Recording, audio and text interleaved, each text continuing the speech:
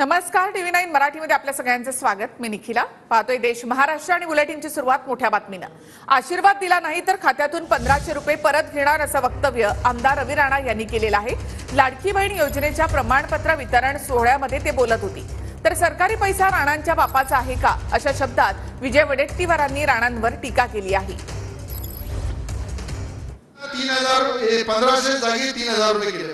1500 रुपये आज मिळाले आणि उद्या तुमचा भाऊ म्हणून जर सरकारला विनंती केली की हे 3000 रुपये हे 1500 रुपयाचे 3000 झाले पाहिजे, हे कधी म्हणू शकतो आपण?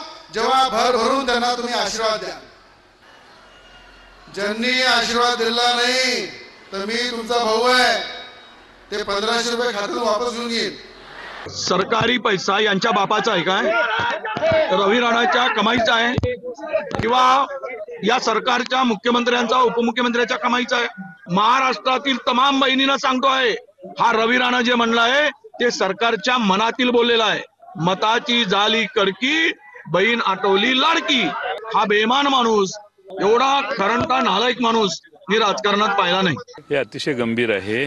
सरकारचे पैसे आहेत, यांच्या खिशात पैसे रवी राणाच्या खिशातले किंवा भाजपच्या आणि एकनाथ शिंदे आणि अजितदादा यांच्या खिशातून हे पैसे देत नाहीत। हे महाराष्ट्राच्या तिजोरीतून देत असणारे पैसे आहेत आणि ते पैसे परत घेण्याची भाषा बोलणं हा उद्दामपणा आहे।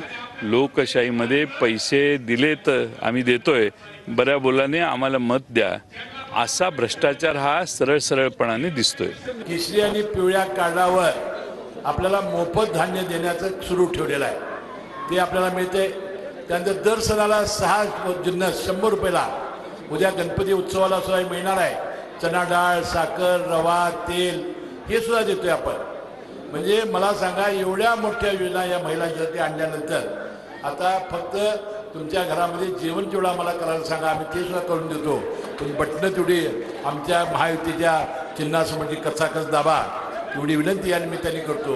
हे घोषणा काही करतील, आता जेवण करायला यांना आमच्या घरी यायची तयारी आहे, म्हणजे जनतेच्या घरी यायची तयारी आहे।